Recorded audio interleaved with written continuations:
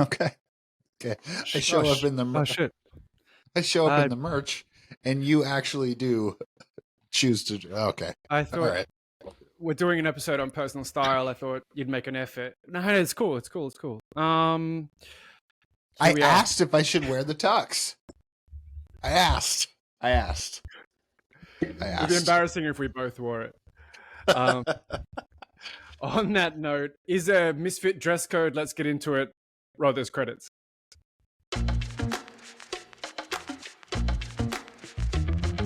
From Sydney, Australia, all the way to Portland, USA, two misfits hang out after class to riff on the B-sides of professional life. These are your professional misfits. All the way from Sydney, Australia, I am your host, Christopher Sellers. From Portland, Oregon, I'm Brody Ipox. And this is a professional misfits where we riff on the B-sides of professional life. I almost forgot the line. Thanks for joining us, Misfits. Season 4, Episode 4, Misfit Dress Code. So if you're not watching on YouTube, we're each making a bit of a fashion statement. Today we're talking about, do first impressions matter? Does the way that you dress, I see the merch, does the way that you dress, the way you represent yourself, your personal style, what does it all mean? Does it all matter? How do people represent themselves? All that sort of stuff. We're gonna talk about style. So, Brody, let's get into it. Obviously, there's a little bit of a contrast here between you and I. I did do this on purpose. I didn't want to push you under the bus, but if you're watching on YouTube at home, you can get it. For those on Spotify, I made an effort. I wore a collared shirt and a vest. This is my speaker attire. Whenever I'm on doing keynotes, this is what I wear, knowing full well that Brody would slum it. And then we'd ask the question. Does a first impression matter? And what does it say about you? So, B, take it away. What's your first impression? Does it matter? Are there times and places versus casual and office? All that sort of stuff. Well, just so the Misfits know, I did ask Chris if I should wear a tux, and he shut me down. So this is where we're at now. I specifically said the only other thing I'd wear is the merch, and here we are. So Be your authentic self. Yeah, you know what? I'll be dead honest. I'm one of the people that, regardless of where my personal style is at right now, I think first impressions are a big deal, and it's something that I'd say once you have the ability to gauge what first impression would have the best impact, right? Then it's a little less like prevalent that you show up in the suit and tie to every event, right? Right. So like that, I'm that guy. I'm like, if it requires a suit and tie, you best be sure I'm gonna fucking show up and I'm gonna look like I've got something going on. But if I know everybody else is gonna be sweats, I might wear jeans. Like that's the one up I'll put on somebody. Okay, what's your day to day? Okay, on a scale of 1 to 10, let's say 5 being smack bang in the average, 2 or 3 being gym gear, 10 obviously being a tux, because men notoriously are lazy with style and fashion because I don't know, it doesn't count, it doesn't matter apparently. But so I'm wanting to get an idea of where Brody is on day to day. I mean, you put gym attire at 2 to 3, so so you're at 3.5? 3.5, maybe a 4. Yeah, day to day. Yeah, honest. Day to day is either in this genuinely. If someone sees me out in public, this is what I'm wearing. It's either black short shorts and a black sweatshirt. That's way too fucking big for me. Anyways, black cap and black Converse. Or jeans. That's the only substitute in the. So you're a dad. I'm a dad. You're a dad.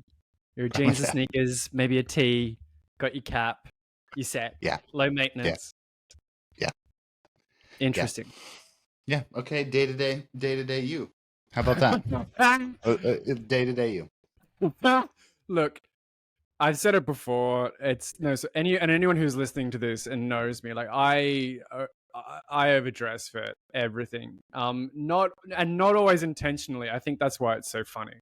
Um, like like I'm going above and beyond at the moment. Like, yeah, this is what I'd wear for a speaking thing, and yes, the hat is sort of iconic. We might get into that later, but look, I do. I'm a bit of a slut for fashion. Like, I'll match my watch with my shoes, or my shirt with my shoe, like all of that. You know what I mean? I will. It's something I consciously put together. I will at times stand in front of my wardrobe and try and figure out what I'm going to put together for today, or like notice like one or two shirts and go, I'm going to wear that on the weekend.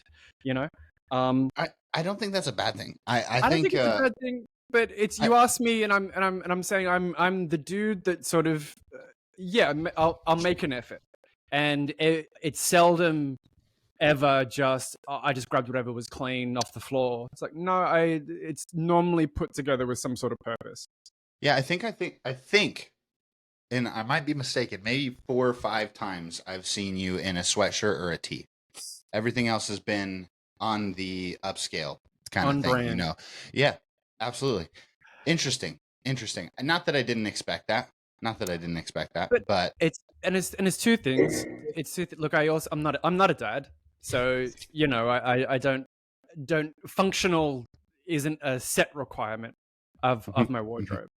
Um, and I think I've always, at some sort of level, I've always been like that. It's always, and once, yeah, make some sort of effort or make some sort of statement. I'm never dressed like everyone else. You know what I mean?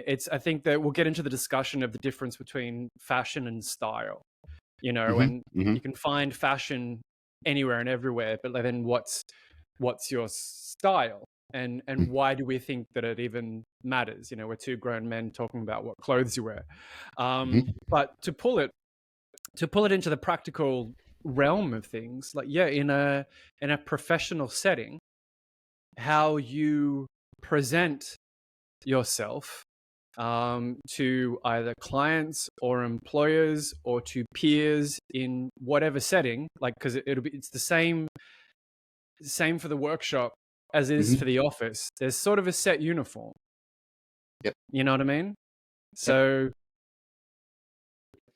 Yeah, and one should thing there that be I one? wanted to say though, it's funny. It's funny because we're getting into this, and I was sitting there thinking about it. And you talk about functionality a little bit with the dad outfit and the dad Mm, style, right? yeah. But the thing is, like, I'm sitting here thinking about things like this, and I'm like, actually, functionally, it wouldn't take me that much longer to put on a nice shirt and nice pants. But And then, really, it doesn't hinder me. It's not like I'm sprinting right? through the schools delivering fucking binders and snacks and Yeah, whatever yeah, the yeah. fuck. It's I think my rationale is, for the functionality side of it, is that I don't fucking go anywhere. I don't go anywhere. Like, I'm at home. It's so hard. If I know for a fact I'm gonna go to the store, that's when I'm wearing jeans, right? I Yeah. get the jeans on. I get my professional Misfits tee. Sometimes I'll even match the tee to the hat, or I'll wear my Look out! nicer pair of Vans. There you go. Look But out! I, if I'm not seeing anybody, Yeah. what purpose does it serve other than to kind of inflate how I feel about myself, which is not a bad thing. But I think I'm at the stage in my life, I don't necessarily need it. Like, I Have look you in the given up, mirror. Brody? No, I look in the mirror, and that's the thing. That's the You're a thing. dad who's given up. No, that's the thing. No, look, that's the thing. Because look, there's other dads out there, and I'm not shitting on anybody that's not. Uh, Rocking the three piece. Yeah, I'm not. The thing that I have, I guess, with myself, and this is, I guess, part of what has led to this style, is I care more about what's underneath the clothes, and I'm yoked for a fucking 30-year-old dad. Uh, I have So got fucking muscle on my body, and there's not a goddamn thing you could do to convince me that 90% of these dads, that even if they were in a three-piece, look better than I do. And yep. so that's just where I'm at, and that sounded so egotistical, but No, that's just no, it me. doesn't, because it's in the same way that it's you sort of poke fun at, like, well, why am I dressing up unless it's to sort of boost my own ego? And admittedly, that's why I do it. It's like, well, I want to look pretty, and then on days, maybe once every fortnight, I'll go into the city to meet Charms, for instance. Hey, Charms, I know you're listening. And because I'm going into the city to see Charms, and we're going to be in the CBD area, then I'm going to wear adult clothes and, sort of look pretty to fuck with all the suits. You know what I mean? Because all you bros are wearing the same navy pants and the same white collar, and you all look like you're carbon copies of the same fucking accountant. And it's hideous, but it's precisely And for that. I'm going to dress with intention and style, basically to prove that I can put myself together better than all of you clowns. But that's me, I mean, yeah, same sense, like I skip that because I know Yeah, I'm better put together than my right, environment, and like right. that's And I'm not at all, but by the same token, still want to stay fit and take care of myself and do all those other things, because like window dressing is nice, but Mhm, one of mhm. these is going to last longer than the other. So I'd rather take care of the mind, body, and soul, and Right. all of that. But what was I trying to say? I lost my train of thought. I lost my No, train of thought. because I completely detoured you with that. Right. That's fine. It's hilarious that you point out the bros. It seriously is navy pants every time, isn't it? Dude, Every fucking time. or It's ash navy gray. pants, white button up, and a matching blazer or a different fucking gray. Like it's a gray, and it's And like to then me. there's pods or 4 or 5 of them walking down the street, and you're like, Yep. bro, did you can you not see it? And I swear I've seen some of them sometimes have the same fucking tie. I'm looking and I know I've seen it. I'm A bit like, American you, Psycho. you guys are fucking wearing the same tie. Fuck. So I guess this drills down into the heart of this conversation that I wanted to get to. I've got it as the last note, but we seem to be Mhm, there already. And that's the difference between fashion or personal style as a reflection of self, right? Because mhm, that's the authentic sort of, I represent myself in this way, or like this is my dad's leather jacket, or we've all seen people on the street who can rock something a little bit different, but like that's them. There's no denying mhm, it. There's no gimmick or whatever. Okay, so as a reflection of self versus personal style as a presentation of self, which is where I'd argue the suit bros come into it. Like you wear the suit, you do the thing. I understand there's a certain professional obligation to represent yourself in such a way to clients. You know what I mean? Because you basically got to play it safe. mhm, mhm, Professional and safe is the mantra for all of corporate. So there's often very little margin for any sort of expression in there. But no, you can and you can make an effort. It's just interesting when people don't realize it, or don't figure it, or sort of along your lines and go, yeah, but why? If I've got 5 white shirts, one for each day of the week, and 5 shades of navy, not even 2 pair of pants, I just need, a navy and a gray, maybe a black. I'm set, right? Um, let's yeah, discuss. yeah, So yeah. Well, yeah. On the two sides of that, right? It's hard because I think I've played both sides, and I yeah, think absolutely. Go on. and I think the way that I'm living in it now, I take full advantage of that. I'm like, okay, I know it was my first statement, right? Like when I come into a room, it depends on what room, right? Mm-hmm. That's the jacket I'll be wearing. Um, I, I feel like to me, if I'm just being honest and transparent, that feels more authentic than a lot of the people that put in the effort on either side of the scale. Because I think too, motherfuckers that won't dress up and walk in a room and they've got fucking shorts on or like fucking some shit, or they're at their kids' PA meeting or whatever, Yeah. and they look like a slob. Yeah. That shit, I'm sorry. I know my kids are thinking about shit like that. And that's not wrong of them. I'm not saying my kids are shitty or shallow or anything like that. That's kind of the world that we live in. And if you're not doing the best you can to present at least a decent image, for fuck's sake, jeans and like a nice fucking sweatshirt at least. One that fits, like one that fits. Yep. I feel weird about it. And All right. then but then hear me out. Then I go down this weird hole and train of thought where I'm like, okay, if I'm that guy that says, why should I? Yeah. Then why do I feel that way? Is it a program? Is it a condition? Am I letting Is it age? society? Is it maturity? Is it? Yeah. What is it? Right. Because I can't pinpoint it for you. Well, this is what I wanted to ask. Like, can you take us back to a time where you have dressed just to fit in, or to present yourself in a specific way? Because I mean, a real simple example is, pick all the arts kids that wear black all the time, everywhere, or like overweight kids that wear black all the time, and subconsciously it screams, "Don't look at me, don't touch me, don't engage. Like, I don't want to be seen." Like, Brody's giggling because it's a common trope, but we can all identify it. So you can now, is this presentation of self, as in like, don't touch me, don't come near me, or is it a reflection of where they're sort of at? Is it both? Precisely to your point, we've all been there, like in some stage of adolescence, maybe even now, we're dressing and presenting in a certain way for a reason. So do you have an example that you had? Fucking flashback right to fucking like 5th grade. Right.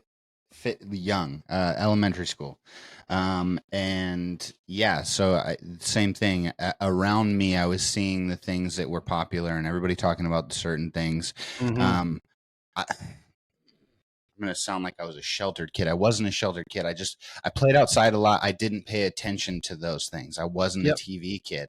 So I didn't catch on, and I wasn't sure, and I wasn't, but my mom, she loved me to death, made an attempt, took me to the store, and she's like, okay, pick out what you're talking about. And again, I didn't fully know. I wasn't vested in the style or the genre. And this is, I'm flashing back, Misfits, to poofy coats and like Shaquille O'Neal's and ones and shit. So like,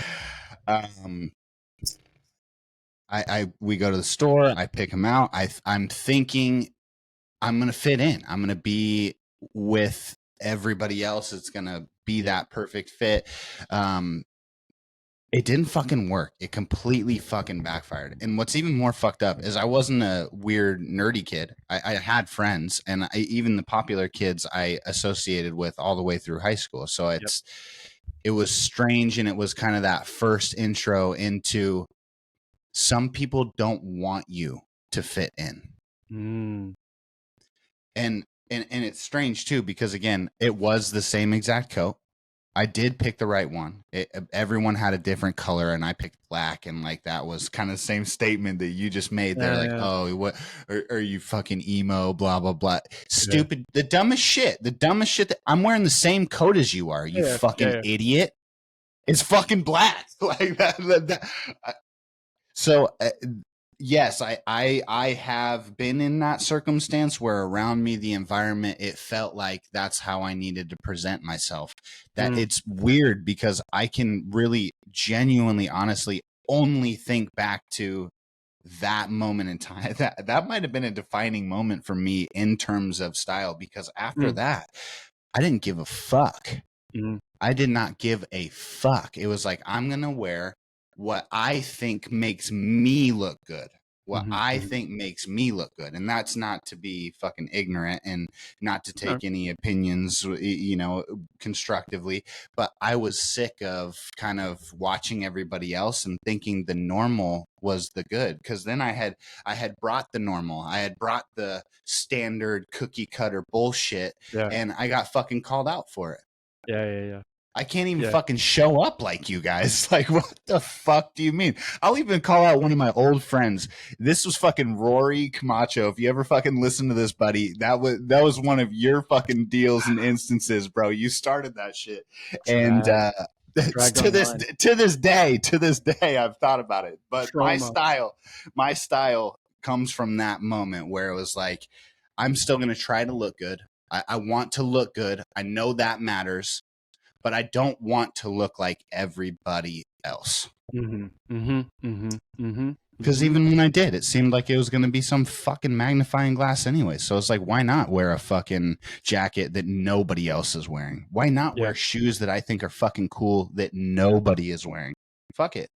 They're going to fucking say some shit either way. So, yeah, I'm sorry. That was a backwards way of answering that question. But I have had that moment where I've tried to fit the bill, fit the bill. Yeah. Everybody else is doing this. I should do this too. So I get that mindset and that pattern of thought. I think for me, it's interesting to bring that up as an example just because it didn't work, Yeah. It didn't work. I think it does work for a lot of people. I think you get the new shoes or the Jordans or the Nike Tech or whatever it might be, and you're in. You're in. You're there. Somebody sees you or somebody compliments you, and then you're I'd say the normal story is I was stuck in a style that wasn't mine forever, right? Okay, I skipped that. I skipped that because I got the brutality first. But that's just me. No, I think to be fair, I think we've all had that sort of experience at some stage. Yeah. It's funny where I grew up in the Hunter Valley. So for those who don't know, it's mining. Get this, mining town. It's an hour from the coast, right? But for some reason, surf brands and surf shirts were peak fashion when I was in school, right? And if you didn't have a label, you were no one. And even then there was tiers of like, well, you got Rip Curl, you got Rusty. Have you got Billabong? Have you got where are you at? If you had Cuda lines, you're cheap, bro. Like, yeah, do you shop at Walmart or do you shop at Target? all of that. And for the sort of what you're describing, for the longest time, I went without any of this. Partly because you don't care, but you're made aware of it as you go through adolescence. Like, you don't have these things where everyone else does have those things, and I guess I should want those things. And that's when I remember, I think maybe around my 13th or 14th birthday, my uncle bought me a pair of Rusty surf shorts. And he did the cool uncle thing. Even by accident, but I wore them everywhere. You know what I mean? I wore them everywhere for everything. But similar. I think similar to what you were describing. Like, looking back, I don't think it would have mattered even if I had like all the gear. There's something about me that just wasn't gonna be able to fit in or mix with this crowd for whatever reason. And so be it. And so you sort of have to find your own way over time. So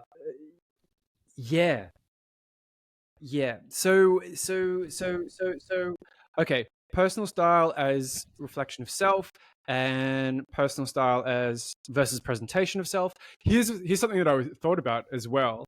How is it like guys compared to girls when girls live in the world of hair, eyelashes, makeup, all the fashion accessories? I did a quick Google search just said if they had any ideas on personal style, and of course it's all fashion advice tailored to women. Of like, well, here's here's 4 different fashion types, and that's if you know how to dress. Like if that she knows how to dress herself and her body type and be objective with her body type. I'm like, interesting. So the Is default this if for you just fashion, generalize the question? yeah, like Mhm, personal mhm. style versus fashion. 90% of the advice will be feminine, default feminine. And so you would have to search male. Why do you think guys have no style? Well, that's a very good question. And I've pulled my earbuds out again. I need to get airless, wireless, fucking etherless. Anyway, I see that's a very good question, and that's so Australian men get a bad rap. I don't know how it is in the States, but in terms of style and how to dress themselves or how to present or like whatever else, like What's the standard Australian straight up, like a male guy, style? a guy in like anywhere like 20s to 35, 40, first date with a girl is maybe a clean pair of jeans, maybe a t-shirt, maybe some clean sneakers. Thanks. That's the US, yeah. I mean, Okay, right. yeah. Now, I will qualify it. Excuse me. I will qualify it by saying this: like we have a fairly tropical climate most of the time. That's why cities like Melbourne, which are much further south and so cooler, get this sort of rep of being like a bit more European and a bit more classy and a bit more chic because it's cooler. They can wear coats and jackets and scarves and shit, which I love, being a European at heart. And then if you look at European style, if you look at the French and the Italians, there's a bit more juice there. You know, this is where fashion comes from for a lot of places. So they know how to put themselves together. Like a man going through an edition of Vogue isn't out of the ordinary. You know what I mean? Because they're looking for like a little style, a little substance. Is that going to work for me? Does this watch work for me? You know, I like this collar. I like this, like whatever. There's an effort and there's an attention. So I guess I wonder if we're talking about men in the West, why not? Well, You know, well, to cycle back to presentation, right? I think a large chunk of what we become comfortable presenting Mhm. has to do with environmental judgment, right? Yes, And it's strange too because, like you said earlier, when you see a guy and he's got the fit and he looks good, and it might not even be something that you would wear or that's normal standard style, but he's just fucking rocking the hell out of it. I, in my mind, can look at that guy and go, shit, he looks fucking good. yeah, good right? looking dude. Yeah. Good looking fucking dude. You're pulling that shit off. I think you know, it's funny too. I think a lot of other people can too, but they think that everyone's going to judge them for that. So then it Yeah. turns into the, oh, you must be queer. You must be a fag. Dude. Must. You're talking to a guy that is I was known. going to ask you too, Right. is like, and see, that's my thing, is I don't get it, no matter what. And I'm talking, I've even seen guys. So for instance, I just saw on TikTok probably 2 hours before we sat down to record this guy, and he's mansplaining his outfit, and he throws out a pair of boots with heels. Not a single time in my fucking head did it go, this guy must be gay. Right. Why then? You know, like what's the programming within the presentation that makes any other variant of the norm Yeah. unacceptable? You know, like it's the weirdest fucking thing. It's like the same thing that we talk about sometimes with like the religious stuff, or you know, even sexual preference or things like that. It's like, why has style become this thing that is so objectified to the person's identity? Right. That It's funny because this is sort of the outside in of style as presentation of self or as a reflection of self. So yeah, dude like me rocks trilby, like, and as like walking down the street. It's funny. If I was anyone else, your first impression is like, oh shit, like everyone's gonna fucking stare and think whatever. I think the last time I was wearing this in the city, I was actually with Charms, and I got at least like 3 or 4 comments of like, "Great hat, bro." I'm like, "Thanks, man." So it was in this case it was the inverse, where I got 3 or 4 random compliments from strangers, which we all know is a pretty fucking cool feeling. Mm-hmm. But no doubt, there's the silent judges over in the corner going, "Who the fuck is this thing? Fucking hat." So at least I've had to get comfortable with it to some point. And look, man, train doctor, you get used to standing on stage and people looking at you and having their own opinions. You're just gonna have to roll with it. So like wearing a funky hat is the least of my concerns. The really, really funny thing though is because this was sort of suggested to me as my gimmick / brand, and it seemed to work. So then whenever I show up to meet clients in person for the first time, they're legitimately confused or pissed if I'm not wearing it. Like they don't initially Not on recognize. brand. Not on brand. Or they're just like, who is this guy? But that opens up a little something. Are you because Chris's brother?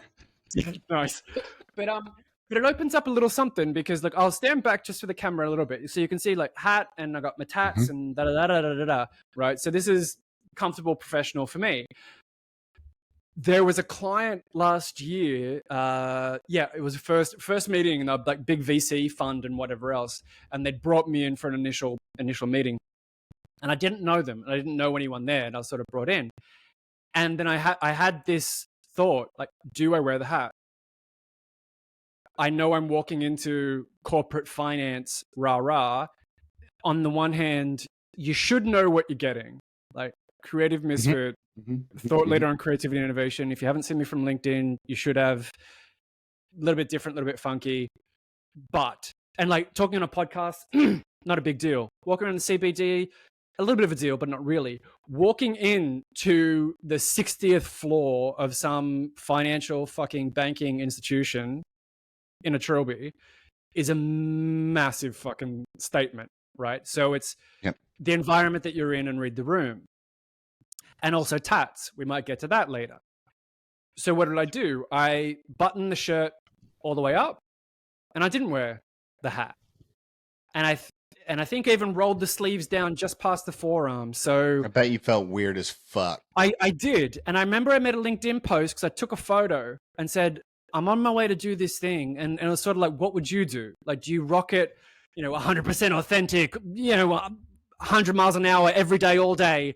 Or do you adjust for the room, the client, the people, the in-laws? Do you moderate? And or should you? Yeah, that's exactly what I want to talk about. I want to talk about that, and then I kind of want to talk about the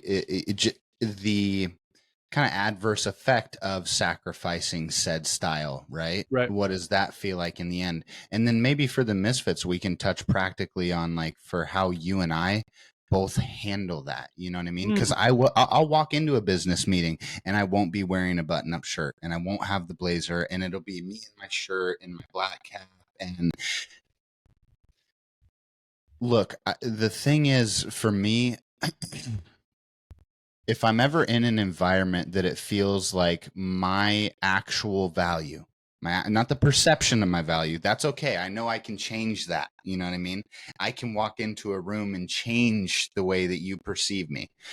But if I know that I can't, your attention isn't valuable to me. That's plain and simple. So like, I think a big piece of it for me, and to share this with the Misfits, it isn't so much of like, it's not the ignore them kind of thing, like, because the comments are there and the fucking judgy eyes in the back of the room that you're talking, they're there. You can't avoid them. It's not, you'd be ignorant or naive to act like they're not there. But for me, the biggest piece of it is that thing that I said earlier is, for 99% of the situations that I'm in, even if I showed up in a charred fucking shirt and ripped fucking shorts and no shoes, I'm confident in who I am and how I present myself in terms of communication, that it really wouldn't fucking matter. I think I could change I think I could change 99% of the rooms that I'm in without the fucking t-shirt. So that's the like little thing that I hold in the back of my head, you know, is like, even when you have the outfit on and like you are Yeah. adjusting or sacrificing, it's like none of this shit fucking matters, because I know that I would rock this room anyways. And Well, this is a question. okay. Because arguably, in some circumstances, you're walking in with a bit of a handicap because you've got a lot of tattoos, my man. Oh, And right, and so let's talk about that, because that's personal style that you can't take off, right? You can that was the cover it other up. thing I wanted to say. Yeah. Okay, Uh, so I'll just qualify this, and then you can respond. mhm, mhm, Because still, yes, I know that tats are much more accepted in today's day and age. That's great. I was having a chat to a female barista actually, and she's short, redhead, perfect ivory skin for tats, and she's got like a lot of traditional American old school style. Looks amazing on her skin. And I asked her, like, do you get a lot of static as a young girl with like leg, thigh, and everything else? And she's like, actually, no, like maybe from older folks, but by and large, it's kind of okay. And mhm. in hospo, it's kind of par for the course now.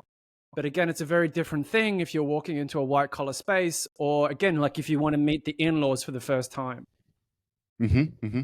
Yeah, well, I mean, yeah. And you know, I mean, professionally for the last 5 years, I've sat in rooms where RevOps conversations are in the millions. You know what I mean? So motherfuckers with money and Mm. suits and not a single fucking tat in the entire Yeah. room.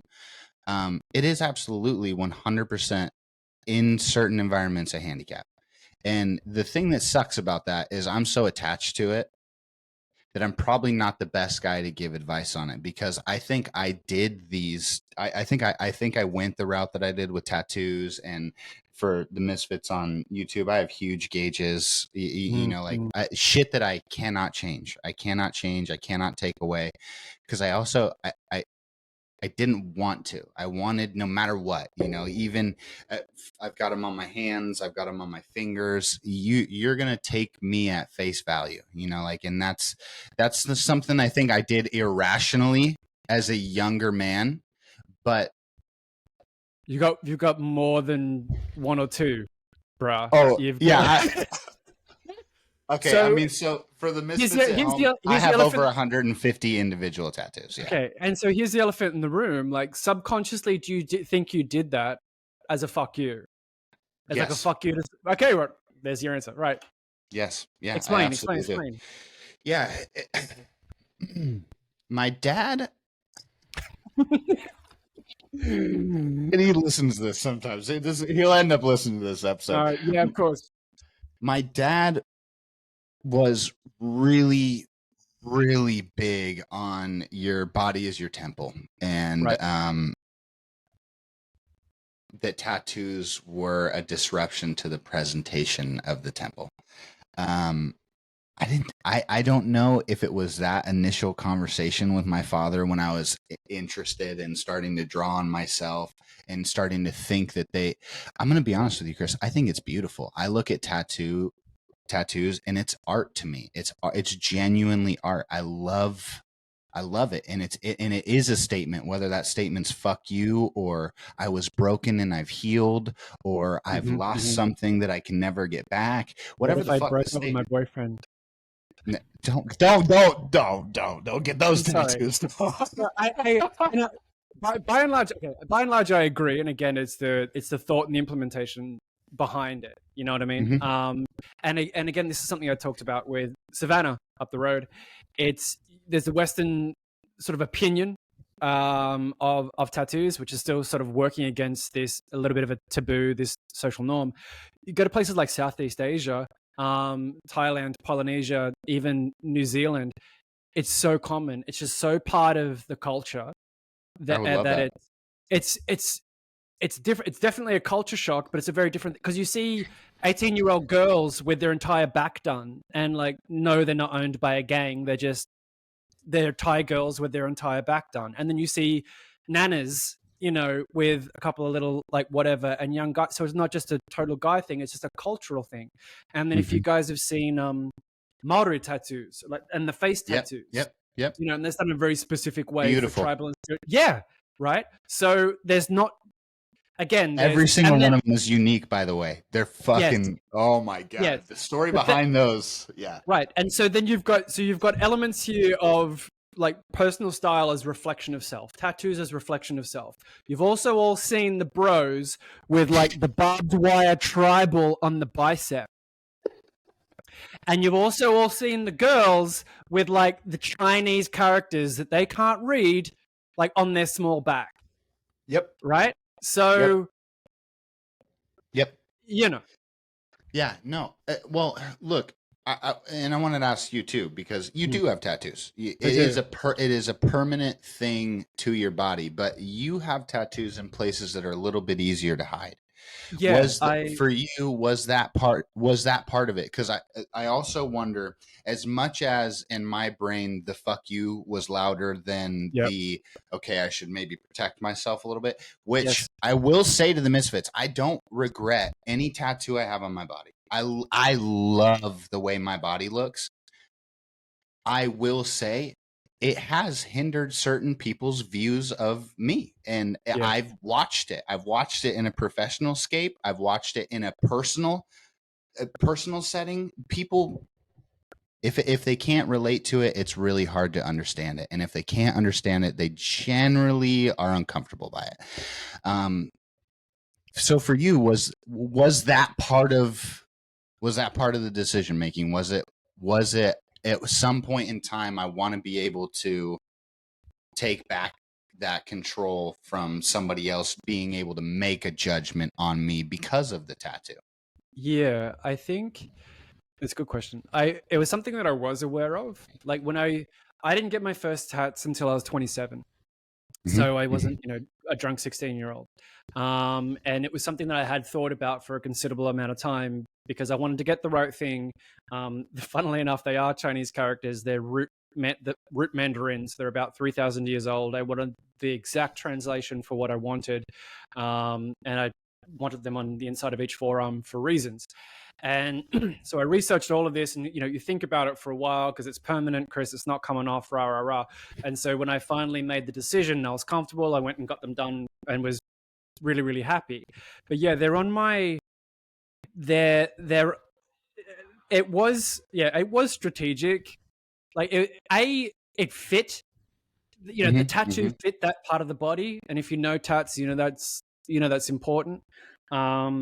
And I knew that I could wear long sleeves, or I could roll my sleeves down and sort of cover those up, and that would be fine. You know, you wouldn't be giving anything away. And besides, it was sort of, in this case for me, it was definitely a reflection of self, because it's like, look, I'll share this with you if I want to, even when I'm out and about, and occasionally a girl like, oh, that's really cute. What does that mean? And I'll sort of make a joke because there's a bit of a story behind it. And I'll get into it if I like you and trust you, right?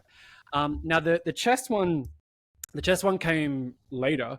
Came at about the time that I was writing the book, and I designed this and whatever else. And for those who can't see, it's fine line of a rose and like a black crown and rah rah rah rah. So I went and had this done, and again, I wanted it right here in my sternum. A little bit as a fuck you, and a little bit as the Superman sign, you know, that you can just peel the shirt back and go like fucking A. But you know, if I wear a t-shirt, you don't see it. If I wear a sweater or whatever, you don't see it. I can wear a V-neck and the bottom will just poke out, so there's a little bit of a hint of whatever. The Clark Kent effect. Exactly. But here's where it kind of fucked me, because you know, I'm wearing a shirt like this, and I think that's pretty hot. You know, a little flash at the top, but corporate, and like, a bit badass. Like, fuck yeah. I remember asking a girlfriend of mine, Nicola, because we were whinging about why we're single and whatever else, and everyone thinks I'm too intimidating and like rah rah rah. And I'm like, I'm a nice guy. I'm approachable, right? And she's like, not with that giant fucking tat on your chest, you know. I'm like, huh. Right? Here I was thinking I was hot shit, flashing a little something, something. I'm bad. But I'm you are, mysterious. no. But that's the thing. You are though. No. Look, but that's the thing. That's the thing. That's the thing. And specifically with tattoos, and I won't stay here too long. But I think the the general conception is they are beautiful. Is that it is art. That You it think so? is. I do. I think, and I Or is think a that lot of a Portland mentality? Because I don't it know might about the be. rest of the world. It might be. It might be. Right? But I think people understand it's more about self-reflection than it is the perception. You know, I don't get these.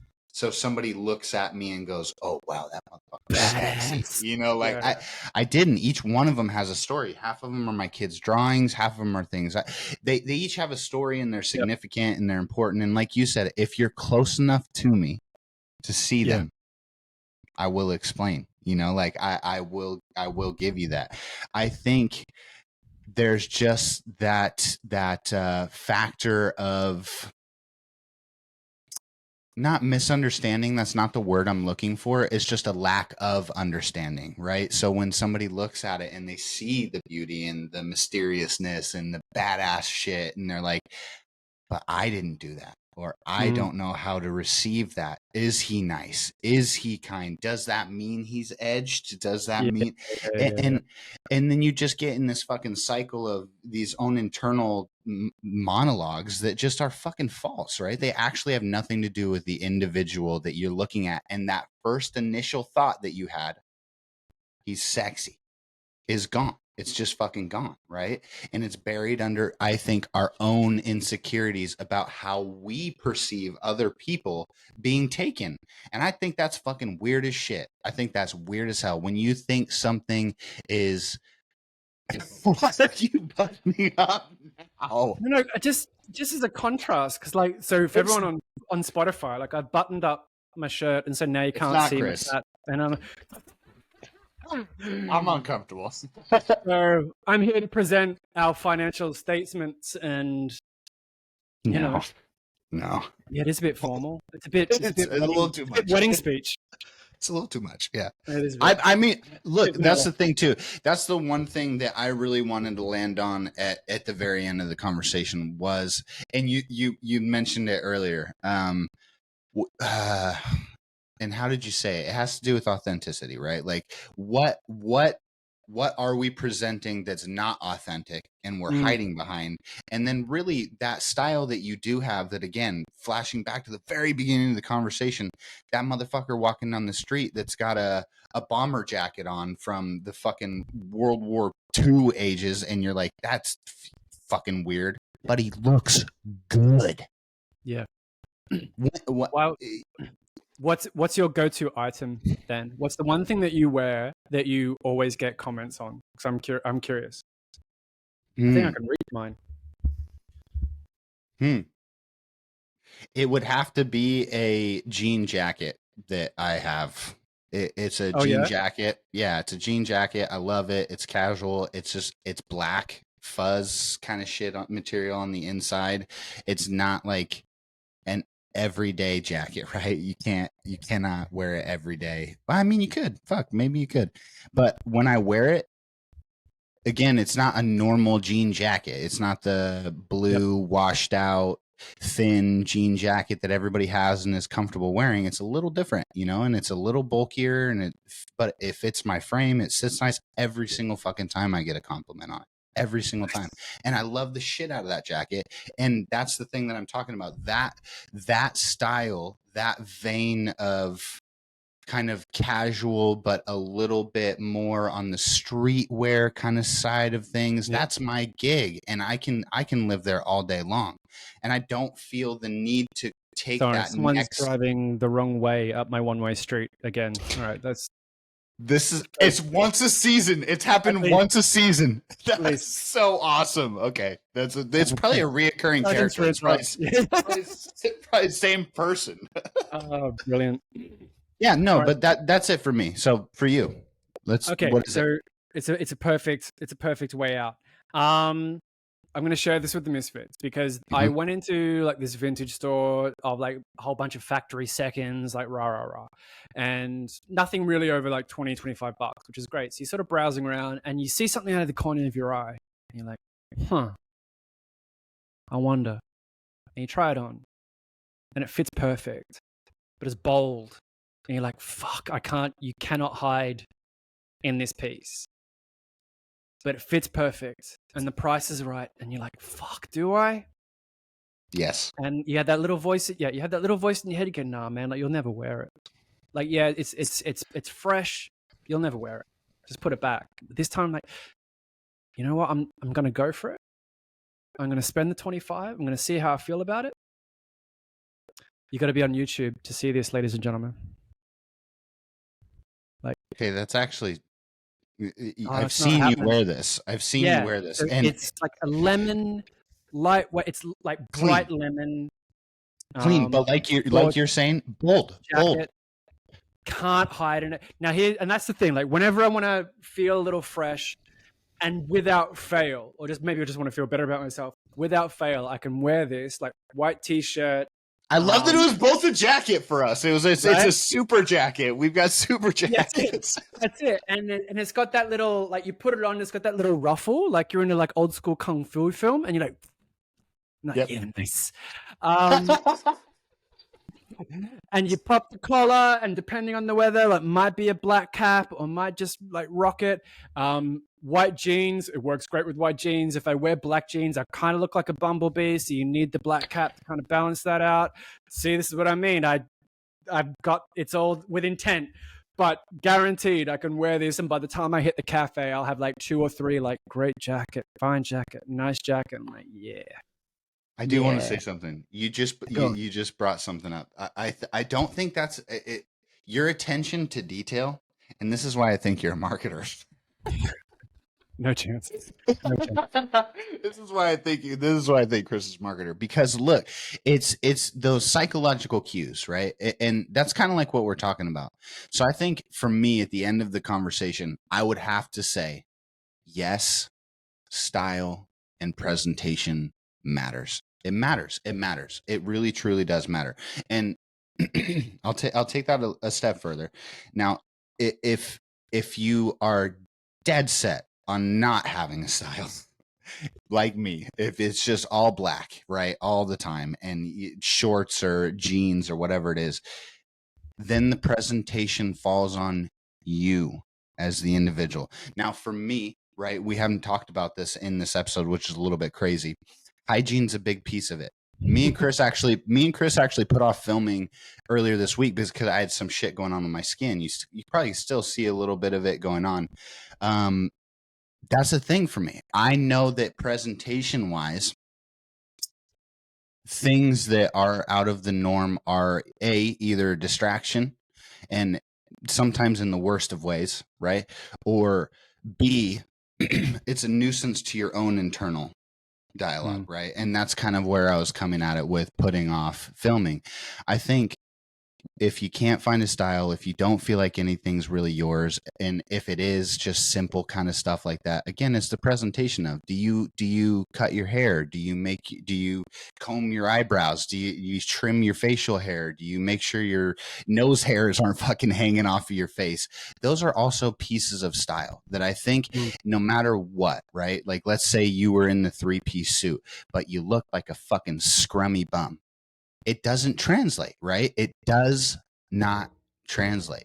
So there's all these multifaceted pieces. Style, presentation, it matters. But I mean, really, in what arena are you choosing to fight? You know, is that going to be the style, the clothing, or is it going to be, I fucking take care of my body and I show up and I look strong and big, and that fucking makes me feel presentable to people? So that's kind of my biggest piece. Yeah. And I suppose if there was a practical tip, for anyone at home who's sort of wondering, well, how do I start? Because basically what we're talking about is finding your own inner voice and personality and trying to reflect that in whatever it happens to be, right? And sometimes you have to wear the suit, you have to wear the uniform, nurses, doctors, you're going to the hospital in scrubs. Ta-da!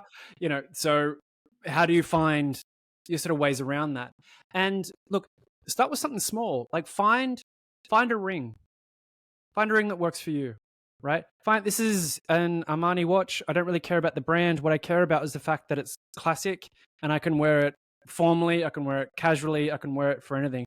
Funnily enough, these two rings are both from London. One I found in the backpackers the very first night I arrived, and it was tucked between the mattress and the frame, and it just happened to fit my finger, so I was Cinderella. I'm like, lovely. First night in London. Yeah. Yep. And the other one was from the markets in Camden, which is like one of the biggest markets in the Northern Hemisphere. And I just thought, like, there's a cool story. And I've had them for over 15 years now. And they're just a little something that sometimes I wear, sometimes I don't, but they're mine and they have that story. Same with the watch, same with the hat, Normally those that. pieces Something that small. you love. Yeah. Start with something small. Start with shoes. It doesn't have to be some giant different style piece. of glasses, Yeah. different earrings, whatever the fuck it is. Yeah, and wear it more than once. I think you nailed that. Yeah, force yourself to, because it's like the same thing. And I said this to my boys. They were hell bent on growing out their hair, and there was about a 2-3 month period where, and everybody knows this, you grow out your hair, it's a fucking mess. It's the worst. You don't look good. You just don't look. A hat is your best friend. Any girl that's like gone from short to cut it to a bob and gone, and then eventually grows it out. You all know. Yeah. So you have to push past that initial uncomfortableness, because like you said, I don't think you can find it if you're not willing to. And I think that is the greatest practical tip that we could give anybody is start small. Start small. Before we go, because we're perfect on time, I'm going to find this photo, and it's hilarious. It's this is a complete opposite style of me now. This is hang on, Misfits. Brody is searching for a photo on an audio podcast. We'll be with you in 1 second. Yep. Don't worry about it. Okay. I'll fill time while we're talking, while he's looking for his thing. But like, speaking of style and fashion, if you want to be really cool, you can get a Misfit cereal box t-shirt. Hang on. Oh, wow. That's Brody with tats. And that's the hat. No tats. That's the vest. A vest and a t-shirt. Vest, t-shirt, and blue jeans. That screams 90s. That's exactly what I was going for when I was dressing like that. I can see the Nickelodeon banner come straight across that. It's incredible. There we go, Misfits. Personal style, first impressions. Is your style a reflection of you, or is it a presentation of who you have to be? Decide for yourself, but at least have some awareness of what you're doing, because men are buried in suits. So, that wraps it up for episode 4. Brody, episode 5's coming up next. Do you know what's next? No, I don't. Just take it. Fail. You do. It's episode 5's the same every time as the interval. Oh my God! See, wow. And it's the way that you presented it. It threw me off. Yeah, it's the question was difficult, Your Honor. Like, it's been the same for the last 12 months, but this time you asked it funny. All right, Misfits. So episode 5 is going to be the interval where we're going to riff on whatever it is that we're going to riff on in the following weeks. But it's been a blast so far. We've been talking about fashion. I hope you're having a very stylish week. And that's right, nice t-shirt, B. Meanwhile, you can find us on YouTube. Subscribe and like us, because we're nice guys and we reply to all your comments. You can listen to us on Spotify. That's cool. And you can support us at Camp Misfit. Go to our website, promisfits.com. Pro Misfits podcast. I should know this. I'm going to pull it up. That's terrible. promisfitspodcast.com for all your Misfit needs and links to Camp Misfit, where you can watch all of the episodes 2 weeks in advance and see all the bonus VIP episodes and get discounts to the Sexy Cereal Box t-shirt merch. It doesn't get any better than that. On that note, I've been Chris. I've been Brody. And you stay classy and stylish, Misfits. We'll see you on the next one.